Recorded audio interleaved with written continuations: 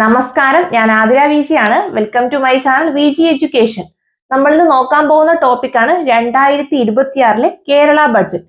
കേരള ബഡ്ജറ്റിനെ കുറിച്ചുള്ള പ്രമുഖമായ കാര്യങ്ങളും അതിൽ ഏതൊക്കെ സവിശേഷതകളാണ് ഉള്ളതെന്നും അതിൽ കൂടുതൽ ഡീറ്റെയിൽസ് ആയിട്ടുള്ള കാര്യങ്ങളുമാണ് നമ്മൾ ഇന്നത്തെ ക്ലാസ്സിൽ നോക്കാൻ പോകുന്നത്.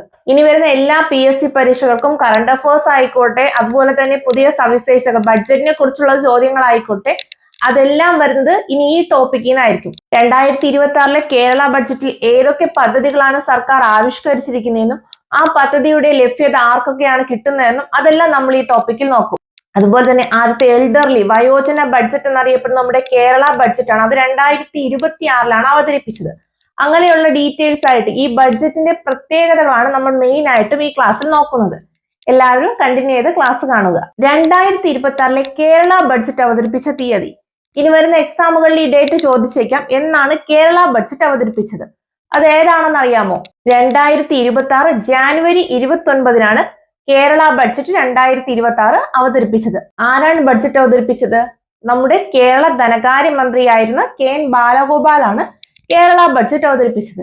ഈ കേരള ബഡ്ജറ്റിന്റെ ഒന്നാമത്തെ പ്രത്യേകതയായിട്ട് പറയുന്നത് നമ്മുടെ ധനകാര്യമന്ത്രിയായ KN ബാലഗോപാൽ കേരള നിയമസഭയിൽ അവതരിപ്പിച്ച 6ാമത്തെ ബഡ്ജറ്റാണ് 2026 കേരള ബഡ്ജറ്റ്. അപ്പൊ എത്രാമത്തെ ബഡ്ജറ്റാണ്? 6ാമത്തെ. കേരള നിയമസഭയിൽ ധനകാര്യമന്ത്രി അവതരിപ്പിക്കുന്ന ധനകാര്യമന്ത്രി ബാലഗോപാൽ അവതരിപ്പിക്കുന്ന 6ാമത്തെ കേരള ബഡ്ജറ്റ് ആണെന്ന കാര്യം ഓർത്തു വെക്കുക. കൂടാതെ ഇത് കേരള നിയമസഭയിൽ അവതരിപ്പിക്കപ്പെട്ട എത്രാമത്തെ ബഡ്ജറ്റ് ആണെന്ന് ചോദിച്ചാൽ അത് 77ാമത്തെ ബഡ്ജറ്റ് ആണ്. നേരത്തെ പറഞ്ഞത് എന്താണ്? ബാലഗോപാൽ ധനകാര്യമന്ത്രി അവതരിപ്പിച്ച കേരള നിയമസഭയിലെ 6ാമത്തെ ബഡ്ജറ്റും, എന്നാൽ ടോട്ടൽ എടുക്കുകയാണെങ്കിൽ കേരള നിയമസഭയിൽ അവതരിപ്പിച്ചിട്ടുള്ളതിൽ ടോട്ടൽ എടുക്കുകയാണെങ്കിൽ അത് 77ാമത്തെ ബഡ്ജറ്റുമാണ്. ഇനി പ്രധാനമായിട്ടും മറ്റൊരു പ്രത്യേകതയെ കുറിച്ച് പറയാം. വയോജനങ്ങൾക്ക് വേണ്ടി ഒരു നയം അവതരിപ്പിക്കുന്ന ആദ്യത്തെ ബഡ്ജറ്റ് കൂടിയാണ് കേരള ബഡ്ജറ്റ്. എന്താണ്? വയോജനങ്ങൾക്ക് സുരക്ഷ ഉറപ്പാക്കുന്നതിന് വേണ്ടിയുള്ള നിരവധിയായ പദ്ധതികൾ ആസൂത്രണം ചെയ്യുന്നതും അതുപോലെ തന്നെ വയോജന നയം നടപ്പിലാക്കുന്നതുമായ ആദ്യത്തെ ബഡ്ജറ്റാണ് നമ്മുടെ കേരള ബഡ്ജറ്റ് 2026. അതുകൊണ്ട് തന്നെ ഇന്ത്യയിൽ ആദ്യമായി വയോജനം നടപ്പിലാക്കിയ സംസ്ഥാനം ഏതെന്ന് ചോദിച്ചാലും അത് ഏതാണ്? കേരളമാണ്. കൂടാതെ 2026 കേരള ബഡ്ജറ്റ് അറിയപ്പെടുന്ന പേരെന്താണ്? എൽഡർലി ബഡ്ജറ്റ് അഥവാ വയോജന ബഡ്ജറ്റ് എന്നാണ്. ഈ കാര്യം കൂടി ഓർത്തു വയ്ക്കുക. എന്താണ്? പ്രധാനമായിട്ടും ഇന്ത്യയിൽ ആദ്യമായി തന്നെ വയോജന ബഡ്ജറ്റ് തയ്യാറാക്കുന്ന സംസ്ഥാനമായി കേരളത്തിന് ഇതിലൂടെ മാറാൻ കഴിഞ്ഞു. അതുകൊണ്ട് തന്നെ 2026 കേരള ബഡ്ജറ്റ് അറിയപ്പെടുന്ന മറ്റൊരു പേരാണ് വയോജന ബഡ്ജറ്റ് അഥവാ കേരള ബഡ്ജറ്റ്. ഈ എൽഡർലി ബഡ്ജറ്റ് അവതരിപ്പിക്കുന്ന ആദ്യത്തെ സ്റ്റേറ്റ് ആയിട്ട് കേരളത്തിന് ഇതിലൂടെ മാറുവാനും കഴിഞ്ഞു. ഈ മറ്റൊരു പ്രത്യേകത, നമ്മുടെ KN ബാലഗോപാൽ അവതരിപ്പിച്ച കേരള ബഡ്ജറ്റ് എത്ര മണിക്കൂർ നീണ്ടു നിന്നു? എത്ര സമയത്തെ ദൈർഘ്യമാണ് ഈ ബഡ്ജറ്റ് ഉണ്ടായിരുന്നതെന്ന് ചോദിച്ചാൽ അത് 2 മണിക്കൂറും 53 മിനിറ്റുമാണ്. എത്രയാണ്? 2 മണിക്കൂറും 53 മിനിറ്റുമാണ് ബഡ്ജറ്റിന്റെ ദൈർഘ്യം. കൂടാതെ ബഡ്ജറ്റ് ദൈർഘ്യം നോക്കിയാൽ അതിൽ 4ാം സ്ഥാനമാണ് ഈ 2026 കേരള ബഡ്ജറ്റിനുള്ളത്. ഓക്കെ, 2026 കേരള ബഡ്ജറ്റ് എത്ര മണിക്കൂറാണ് നിന്നത്? 2 മണിക്കൂറും 53 മിനിറ്റുമാണ് നിന്നത്. ഇത് ദൈർഘ്യത്തിന്റെ അടിസ്ഥാനത്തിൽ നോക്കുകയാണെങ്കിൽ അത് 4ാം സ്ഥാനമാണുള്ളത്. ഇനി ഏറ്റവും കൂടുതൽ ദൈർഘ്യം എടുത്ത് ബഡ്ജറ്റ് അവതരിപ്പിച്ച മന്ത്രി ഏതെന്ന് ചോദിച്ചാൽ അത് തോമസ് ഐസക് ആണെന്ന കാര്യം കൂടി ഓർത്തു വെക്കുക. ഇനി ഈ ബഡ്ജറ്റിന്റെ മറ്റു പ്രത്യേകതകളെ കുറിച്ച് നോക്കാം. അതുപോലെ തന്നെ പങ്കാളിത്ത പെൻഷന് പകരം സർക്കാർ നടപ്പിലാക്കുന്ന പുതിയ പദ്ധതിയാണ് അഷ്വേർഡ് പെൻഷൻ പദ്ധതി. എന്താണ്? പങ്കാളിത്ത പെൻഷനാണ് മുൻപ് വരെ ഉണ്ടായിരുന്നത്. ഈ പങ്കാളിത്ത പെൻഷൻ മാറ്റിയിട്ട് പുതിയൊരു സ്കീം വരികയാണ്. അതിന് പകരമായിട്ട് ഗവൺമെന്റ് നടപ്പിലാക്കാൻ പോകുന്ന പദ്ധതി ചോദിച്ചാൽ അത് അഷ്വേർഡ് പെൻഷൻ പദ്ധതിയാണ്. അഷ്വേർഡ് പെൻഷൻ പദ്ധതി 2026 ഏപ്രിൽ 1 നിലവിൽ വരാൻ പോകുന്നത്. അടുത്ത ഫിനാൻഷ്യൽ ഇയർ തൊട്ടാണ് അഷ്വേർഡ് പെൻഷൻ സ്കീം നിലവിൽ വരുന്നത്. 2026 ഏപ്രിൽ 1 മുതൽ ഈ അഷ്വേർഡ് പെൻഷൻ സ്കീമിൽ നമ്മൾ എത്രയാണോ ലാസ്റ്റ് സാലറി ഡ്രോബാക്ക് ചെയ്യുന്നത്, നമ്മുടെ അവസാനത്തെ മന്ത്ലി സാലറിയുടെ 50% ആണ് നമുക്ക് പെൻഷൻ ആയിട്ട് ലഭിക്കുന്നത്. കൂടാതെ ഗവൺമെന്റ് ജീവനക്കാരുടെ ശമ്പള പരിഷ്കരണത്തിന് വേണ്ടി എത്രാമത്തെ ശമ്പള കമ്മീഷനെയാണ് നിയോഗിച്ചെന്ന് ചോദിക്കാം. എങ്ങനെയാണ് ക്വസ്റ്റ്യൻ? ഗവൺമെന്റ് ജീവനക്കാരുടെ ശമ്പള വർധനവിന് വേണ്ടി സർക്കാർ എത്രാമത്തെ ശമ്പള പരിഷ്കരണ കമ്മീഷനെയാണ് നിയോഗിച്ചതെന്ന് ചോദിച്ചാൽ അത് 12ാം ശമ്പള പരിഷ്കരണ കമ്മീഷൻ എന്ന കാര്യം കൂടി ഓർത്തു വയ്ക്കുക. ഇനി അടുത്ത് നോക്കുന്നത് ഏറ്റവും പ്രധാനമായിട്ട് ഈ ബഡ്ജറ്റ് വരുന്ന ദിവസങ്ങളിൽ തന്നെ സർക്കാർ എടുത്തുകാട്ടിയ ഒരു പദ്ധതിയാണ്. എന്താണ്? ലൈഫ് സേവർ പദ്ധതി. എന്താണ് ലൈഫ് സേവർ പദ്ധതി? റോഡ് അപകടങ്ങളിൽ പെടുന്നവർക്ക് ആദ്യത്തെ 5 ദിവസം സൗജന്യ ചികിത്സ ഉറപ്പാക്കുന്ന പദ്ധതിയാണ് ലൈഫ് സേവർ പദ്ധതി. ഇതിനി വരുന്ന പരീക്ഷ എല്ലാം ചോദിക്കും എന്താണ് ലൈഫ് സേവർ പദ്ധതി, അതിന്റെ ഗുണഭോക്താക്കൾ ആരെന്ന് ചോദിക്കും. അപ്പം എന്താണ്, റോഡ് അപകടങ്ങളിൽ പെടുന്ന 5 ദിവസം, റോഡ് അപകടങ്ങളിൽ പെടുന്നവർക്ക് ആദ്യത്തെ 5 ദിവസം സൗജന്യ ചികിത്സ ഉറപ്പാക്കുന്ന പദ്ധതിയാണ് ലൈഫ് സേവർ പദ്ധതി. കൂടാതെ ഗവൺമെന്റ് എംപ്ലോയീസിനായിട്ട് പരിഷ്കരിച്ച ആരോഗ്യ ഇൻഷുറൻസ് പദ്ധതിയുണ്ട്. അതാണ് മെഡിസെപ് 2.0. ആദ്യം മെഡിസെപ് ഉണ്ടായിരുന്നു, എന്നാൽ ഈ ബഡ്ജറ്റ് പ്രഖ്യാപിച്ചെന്താണ്, കൂടുതൽ ആരോഗ്യ ഇൻഷുറൻസ് നൽകുന്ന പദ്ധതിയായ മെഡിസെപ് 2.0. ഇനി ഇന്ത്യയിൽ തന്നെ ആദ്യമായിട്ട് എല്ലാ പൗരന്മാർക്കും നേറ്റിവിറ്റി കാർഡ് നൽകുന്ന ആദ്യത്തെ സംസ്ഥാനമാവുമെന്ന് പ്രഖ്യാപിച്ചിരിക്കുകയാണ് കേരളം ഈ ബഡ്ജറ്റിലൂടെ. എന്താണ്, നേറ്റിവിറ്റി കാർഡ് എല്ലാ പൗരന്മാർക്കും ലഭിക്കുന്ന ആദ്യത്തെ ഇന്ത്യൻ സംസ്ഥാനം ഏതെന്ന് ചോദിച്ചാൽ അത് കേരളമാണ്. കൂടാതെ സ്കൂൾ വിദ്യാർത്ഥികൾക്കായിട്ട് സൗജന്യ ലൈഫ് ഇൻഷുറൻസും ആർട്സ് ആൻഡ് സയൻസ് കോളേജുകളിൽ എന്താണ്, ബിരുദതരം വരെ സൗജന്യ വിദ്യാഭ്യാസവും ബഡ്ജറ്റിലൂടെ സർക്കാർ ഉറപ്പുവരുത്തുന്നു. ഇനി ഏറ്റവും പ്രധാനമായിട്ട് നമ്മുടെ VS അച്യുതാനന്ദന്റെ സ്മരണയ്ക്കായിട്ട് VS സെന്റർ സ്ഥാപിക്കാൻ പോവുകയാണ്. അത് കേരളത്തിന്റെ തലസ്ഥാന നഗരിയായ തിരുവനന്തപുരത്താണ് VS സെന്റർ സ്ഥാപിക്കുന്നതെന്ന കാര്യം ഓർത്തു വെക്കുക. ഇത് ചിലപ്പോൾ നമുക്ക് തെറ്റും, കാരണം അച്യുതാനന്ദൻ എന്ന് പറയുമ്പോഴേ നമ്മൾ എപ്പോഴും എങ്ങോട്ട് പോകും, ആലപ്പുഴ അങ്ങോട്ട് പോകും. എന്നാൽ അങ്ങനെയല്ല, VS സെന്റർ സ്ഥാപിക്കാൻ പോകുന്നത് എവിടെയെന്ന് ചോദിച്ചാൽ അത് തിരുവനന്തപുരം എന്ന കാര്യം ഓർത്തു വെക്കുക. റോഡ് അപകടങ്ങളിൽ പെടുന്നവർക്ക് ആദ്യത്തെ 5 ദിവസത്തെ സൗജന്യ ചികിത്സ നൽകുന്ന പദ്ധതിയെ പറ്റി പറഞ്ഞല്ലോ. അതുപോലെ തന്നെ നേരത്തെ സർക്കാർ പ്രഖ്യാപിച്ച പദ്ധതിയാണ് എന്ത്, സ്ത്രീ സുരക്ഷാ പെൻഷൻ പദ്ധതി. സ്ത്രീ സുരക്ഷാ പദ്ധതിയിലേക്ക് വകയിരുത്തിയത് എത്രയെന്ന് ചോദിച്ചാൽ അത് 3720 കോടിയാണ്. എന്താണ് സ്ത്രീ സുരക്ഷാ പദ്ധതി?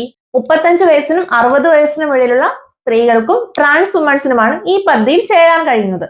കൂടാതെ എന്താണ്, മറ്റു പെൻഷൻ ഒന്നും കൈപ്പറ്റാത്തവരും കൂടി ആയിരിക്കണം ഈ പദ്ധതിക്ക് അർഹർ. പ്രതിമാസം 1000 രൂപ വീതമാണ് സ്ത്രീ സുരക്ഷാ പദ്ധതി പ്രകാരം ഓരോ അംഗത്തിനും, ഓരോ സ്ത്രീ കുടുംബങ്ങൾക്കും, ഓരോ സ്ത്രീക്കും ലഭിക്കുന്നത്. ഇനി ഈ ബഡ്ജറ്റിൽ പ്രഖ്യാപിച്ച പ്രധാനപ്പെട്ട പദ്ധതികളെ കുറിച്ച് നോക്കാം. അതിൽ നമ്മൾ 2 എണ്ണം ആദ്യം പറഞ്ഞു കഴിഞ്ഞു. ഏതൊക്കെയാണ് ചോദിച്ചത്? ഒന്നാമതായിട്ട് ലൈഫ് സേവർ പദ്ധതി. എന്താണ് ലൈഫ് സേവർ പദ്ധതി എന്ന് പറഞ്ഞു കഴിഞ്ഞു. രണ്ടാമതായിട്ട് വരുന്ന സ്ത്രീ സുരക്ഷാ പെൻഷൻ പദ്ധതി. ഇനി മൂന്നാമതായിട്ട് വരുന്നത് അൻപ് വീട് പദ്ധതി. എന്നാൽ എന്താണ് അൻപ് വീട് സ്കീം? ഭിന്നശേഷിക്കാർക്ക് ബ്ലോക്ക് തലത്തിൽ പരിചരണം ഉറപ്പാക്കുന്ന കെയർ ഹോമുകളുടെ പേര് ചോദിച്ചാൽ അത് അൻപ് വീടാണ്. ഇത് ഓർത്തു വയ്ക്കുക, എക്സാമിന് ചോദിക്കാം കറണ്ട് അഫേഴ്സ് ആയിട്ട്.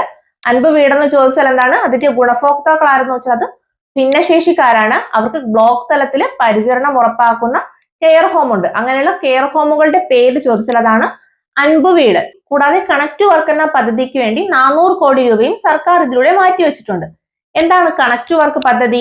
18-നും 30 വയസ്സിനും ഇടയിൽ പ്രായമുള്ള ഉദ്യോഗാർത്ഥികൾക്ക് പ്രതിമാസം 1000 രൂപ ധനസഹായം ലഭിക്കുന്ന പദ്ധതിയാണ് കണക്ട് വർക്ക് പ്രോഗ്രാം. അപ്പൊ ഈ കണക്ട് വർക്ക് പ്രോഗ്രാമിലേക്ക് എത്ര രൂപയാണ് മാറ്റിവെച്ചതെന്ന് വെച്ചാൽ 400 കോടി രൂപയാണ്. ഈ ക്ലാസിന്റെ തുടക്കമേ പറഞ്ഞല്ലോ, നമ്മുടെ ഈ ബഡ്ജറ്റ് എന്താണ്, ഈ വർഷത്തെ ബഡ്ജറ്റ് എന്ന് പറയുന്നത് എൽഡർലി ബഡ്ജറ്റ് അഥവാ വയോജന ബഡ്ജറ്റ് എന്നാണ് അറിയപ്പെടുന്നത്.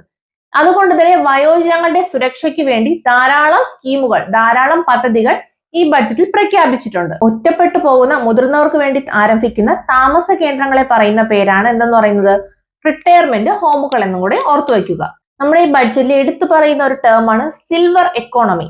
എന്താണ് സിൽവർ എക്കോണമി എന്ന് ചോദിച്ചാൽ മുതിർന്ന പൗരന്മാർക്ക് അവരുടെ ആവശ്യത്തിനനുസരിച്ച് സാധനങ്ങളും സേവനങ്ങളും ലഭ്യമാക്കുന്ന ഒരു സാമ്പത്തിക മേഖലയുണ്ട്. എന്താണ്, മുതിർന്ന പൗരന്മാർക്ക് അവരുടെ ആവശ്യത്തിനനുസരിച്ച് സാധനങ്ങളും സേവനങ്ങളും ലഭ്യമാകുന്ന ഒരു എന്തെന്ന് പറയാം, ഒരു സാമ്പത്തിക മേഖല എന്തെന്ന് ചോദിച്ചാൽ, അല്ലെങ്കിൽ സാമ്പത്തിക മേഖലയുടെ ആ ഘടകം പറയുന്നതാണ് സിൽവർ എക്കോണമി എന്ന് പറയുന്നത്. പ്രധാനമായിട്ടും അയ്യങ്കാളി നഗര തൊഴിലുറപ്പ് പദ്ധതിയിൽ വരുത്തിയ വ്യത്യാസം കൂടി ഓർത്തു വയ്ക്കണം. എങ്ങനെയാണ്? ഇതിൽ പ്രധാനമായിട്ടും സ്ത്രീ സംവരണം 50% ഈ ബഡ്ജറ്റിൽ നിജപ്പെടുത്തിയിരിക്കുകയാണ്. എന്താണ് അയ്യങ്കാളി നഗര തൊഴിലുറപ്പ് പദ്ധതിയിൽ 50% ആരായിരിക്കണം? സ്ത്രീകൾക്ക് വേണ്ടി സംവരണം ചെയ്തിരിക്കുകയാണ് ഈ ബഡ്ജറ്റിൽ. കൂടാതെ ക്യാൻസർ, കുഷ്ഠം, എയ്ഡ്സ് എന്നീ രോഗികളുടെ പ്രതിമാസ പെൻഷൻ 1000 രൂപയിൽ നിന്നും 2000 രൂപയായിട്ട് വർദ്ധിപ്പിച്ചു. 2026 കേരള ബഡ്ജറ്റ് പ്രകാരം നമ്മുടെ റവന്യൂ കമ്മി എത്രയാണ്, അതുപോലെ തന്നെ ഫിസിക്കൽ കമ്മി എത്രയാണെന്ന് ചോദിക്കാം. എങ്ങനെയാണ് റവന്യൂ കമ്മി, ബഡ്ജറ്റ് പ്രകാരം എത്രയാണ് റവന്യൂ കമ്മി നിശ്ചയിച്ചിരിക്കുന്നത്, അതുപോലെ തന്നെ ഫിസിക്കൽ കമ്മി എത്രയാണെന്ന് ചോദിക്കാം. അതാണ് നമ്മൾ നോക്കാൻ പോകുന്നത്. ഏറ്റവും ഇമ്പോർട്ടന്റ് ആണ്. GDP-യുടെ 2.12% നമ്മുടെ ധനക്കമ്മി. എന്നാൽ ഫിസിക്കൽ കമ്മി എത്രയെന്ന് ചോദിച്ചാൽ അത് GDP-യുടെ 3.4%. അപ്പോൾ ഈ ഒരു കാര്യം ഓർത്ത് വയ്ക്കുമ്പോൾ തന്നെ മനസ്സിലാവും നമ്മുടെ കേരളത്തിൽ 2026 അവതരിപ്പിച്ച ബഡ്ജറ്റ് എന്ന് പറയുന്നത് ഏത് ബഡ്ജറ്റ് ആണെന്ന് ചോദിച്ചാൽ അതൊരു കമ്മി ബഡ്ജറ്റ് ആണ്. എന്താണ്? ഡെഫിസിറ്റ് ബഡ്ജറ്റ് അഥവാ കമ്മി ബഡ്ജറ്റ് ആണ് 2026 അവതരിപ്പിച്ചത്. 3 തരത്തിലുള്ള ബഡ്ജറ്റ് ഉണ്ടെന്ന് അറിയാലോ. കമ്മി ബഡ്ജറ്റ്, മിച്ച ബഡ്ജറ്റ്, സന്തുലിത ബഡ്ജറ്റ്. അതിൽ കേരളം ഇപ്പൊ കുറച്ച് വർഷങ്ങളായിട്ട് കേരളം അവതരിപ്പിക്കുന്ന ബഡ്ജറ്റ് എല്ലാം തന്നെ എങ്ങനെയാണ്? കമ്മി ബഡ്ജറ്റ് ആണ്. വരവിനെക്കാട്ടിയും ചെലവ് കൂടുന്ന അവസ്ഥയുള്ള ബഡ്ജറ്റിനെയാണ് കമ്മി ബഡ്ജറ്റ് എന്ന് പറയുന്നത്. അപ്പൊ 2026 കേരള ബഡ്ജറ്റ് എന്ന് പറയുന്ന ഒരു കമ്മി ബഡ്ജറ്റ് ആണ്. ഈ പ്രധാനമായിട്ടും ഒരു ടേം ഓർത്തു വയ്ക്കുക, RRTS. എന്താണ് RRTS? Regional rural transit system. എന്താണ് ഈ RRTS? തിരുവനന്തപുരം മുതൽ കാസർഗോഡ് വരെയുള്ള അതിവേഗ റെയിൽവേ ഇടനാഴിയുടെ പേരാണ് RRTS. എന്താണ്? തിരുവനന്തപുരം മുതൽ കാസർഗോഡ് വരെയുള്ള അതിവേഗ റെയിൽവേ ഇടനാഴിയുടെ പേര് ഏതെന്ന് ചോദിച്ചാൽ അത് RRTS ആണ്. അതിന്റെ ഫുൾ ഫോം ചോദിക്കാം, റീജിയണൽ റൂറൽ ട്രാൻസിറ്റ് സിസ്റ്റം. ഇതിന്റെ ആദ്യ ഘട്ടം അതായത് ഫസ്റ്റ് ഫേസ് എന്ന് പറയുന്നത് തിരുവനന്തപുരം മുതൽ തൃശ്ശൂർ വരെയാണ്. അടുത്തതായി ആയോധന കലകളും കലാരൂപങ്ങളും പ്രോത്സാഹിപ്പിക്കുന്നതിന്റെ ഭാഗമായി നഗരത്തിൽ ആരംഭിക്കുന്ന കേന്ദ്രങ്ങൾ ഏതെന്ന് ചോദിക്കാം. എന്താണ്? ആയോധന കലയുടെയും കലാരൂപങ്ങളുടെയും പ്രോത്സാഹനത്തിനു വേണ്ടി നഗരങ്ങളിൽ ആരംഭിക്കുന്ന കേന്ദ്രങ്ങൾ അറിയപ്പെടുന്ന പേരാണ് കേരള കലാകേന്ദ്രങ്ങൾ. ഓക്കെ, കേരള കലാകേന്ദ്രങ്ങൾ എന്തിന്റെ പ്രോത്സാഹനവുമായി ബന്ധപ്പെട്ടിരിക്കുന്നു എന്ന് ചോദിച്ചാൽ ആയോധന കലയും കലാരൂപങ്ങളുടെ പ്രോത്സാഹനവുമായി ബന്ധപ്പെട്ടാണ്. ഇത് നഗരങ്ങളിലാണ് ആദ്യമായിട്ട് ആരംഭിക്കുന്നത്. പേര് ചോദിച്ചാൽ കേരള കലാകേന്ദ്രങ്ങൾ. ഈ കേരള കലാകേന്ദ്രങ്ങളുടെ ആദ്യഘട്ടം എന്ന രീതിയിൽ വരുന്നത് എവിടെയെന്ന് വെച്ചാൽ അത് കേരളത്തിന്റെ തലസ്ഥാനമായ തിരുവനന്തപുരം ജില്ലയിലാണ്. അപ്പൊ കേരള കലാകേന്ദ്രം ആദ്യമായി ഉദ്ഘാടനം ചെയ്യപ്പെടുന്നത് തിരുവനന്തപുരം ജില്ലയിലാണെന്ന കാര്യം കൂടി ഓർത്തു വയ്ക്കുക. കൂടാതെ ഗ്രാമപഞ്ചായത്തുകളെ ഊർജ സ്വയം പര്യാപ്തമാക്കുന്നതിന് വേണ്ടി 50 പഞ്ചായത്തുകളിൽ ആരംഭിക്കുന്ന പദ്ധതിയെക്കുറിച്ചും നമ്മുടെ ഈ ബഡ്ജറ്റിൽ പറഞ്ഞിട്ടുണ്ട്. എന്താണെന്ന് ചോദിച്ചാൽ ഗ്രാമങ്ങളെ ഊർജ സ്വയം പര്യാപ്തമാക്കുന്നതിന് വേണ്ടി തുടക്കത്തിൽ 50 പഞ്ചായത്തുകളിൽ ആരംഭിക്കുന്ന പദ്ധതി ഏതാണെന്ന് ചോദിക്കാം. അതാണ് കമ്മ്യൂണിറ്റി തല സൗരോർജ ഉൽപാദന പദ്ധതി. അതിൽ സൗരോർജ ഉൽപാദനത്തിലെ പൈലറ്റ് പദ്ധതി തൃശ്ശൂർ ജില്ലയിലെ പെരിഞ്ഞനത്താണ് വരുന്നത്. എവിടെയാണെന്ന് ചോദിക്കാം. ഓർത്തു വയ്ക്കുക, തൃശ്ശൂർ ജില്ലയിലെ പെരിഞ്ഞനത്താണ് സൗരോർജ പദ്ധതിയുടെ പൈലറ്റ് പദ്ധതി ആദ്യമായിട്ട് വരാൻ പോകുന്നത്. 2026 കേരള ബഡ്ജറ്റിൽ പറഞ്ഞിരിക്കുന്ന മറ്റൊരു ടോപ്പിക്കാണ് ഉന്നതി ഓവർസീസ് സ്കോളർഷിപ്പ്. എന്താണ് ഉന്നതി ഓവർസീസ് സ്കോളർഷിപ്പ്? വിദേശ പഠനത്തിന് വേണ്ടി പോകുന്ന പിന്നാക്ക വിഭാഗത്തിൽപ്പെട്ട കുട്ടികളെ സഹായിക്കുന്നതിനുള്ള സ്കോളർഷിപ്പാണ് ഉന്നതി ഓവർസീസ് സ്കോളർഷിപ്പ്. ഓർത്തു വയ്ക്കുക, ഉന്നതി ഓവർസീസ് സ്കോളർഷിപ്പ് എന്ന് വെച്ചാൽ എന്താണ്? വിദേശ പഠനത്തിന് പോകുന്ന പിന്നാക്ക വിഭാഗത്തിലെ കുട്ടികളെ സഹായിക്കുന്നതിന് വേണ്ടിയുള്ള സ്കോളർഷിപ്പാണ് ഉന്നതി ഓവർസീസ് സ്കോളർഷിപ്പ്. സംസ്ഥാനത്തെ ടാക്സ് എങ്ങനെയാണ്? ഡയറക്റ്റ് ടാക്സ് ഉണ്ടും ഇൻഡയറക്റ്റ് ടാക്സ് ഉണ്ടെന്ന് അറിയാലോ. അതിൽ തന്നെ ഓരോ ബഡ്ജറ്റ് പ്രഖ്യാപിക്കുമ്പോഴും ഏതിനത്തെയാണ് ഏറ്റവും കൂടുതൽ ടാക്സ് പിരിച്ചു വന്നതെന്ന് പറയും. അതുപോലെ തന്നെ എസ്റ്റിമേറ്റ് ആയിട്ട് അടുത്ത വർഷം ഏറ്റവും കൂടുതൽ ടാക്സ് ഇന്നതിൽ നിന്ന് കിട്ടും, ഇന്ന ഒരു ടേമിൽ, അല്ലെങ്കിൽ എന്താണ് ഇന്നൊരു ഇപ്പൊ GST ആകട്ടെ, SGST ആകട്ടെ, അതുപോലെ തന്നെ ലോട്ടറി, അതുപോലെയുള്ള ടേമിൽ നിന്ന് ഇത്രയധികം വരുമാനം അല്ലെങ്കിൽ ചിലവ് പ്രതീക്ഷിക്കാം എന്ന് പറഞ്ഞൊരു എസ്റ്റിമേറ്റ് ഇടും.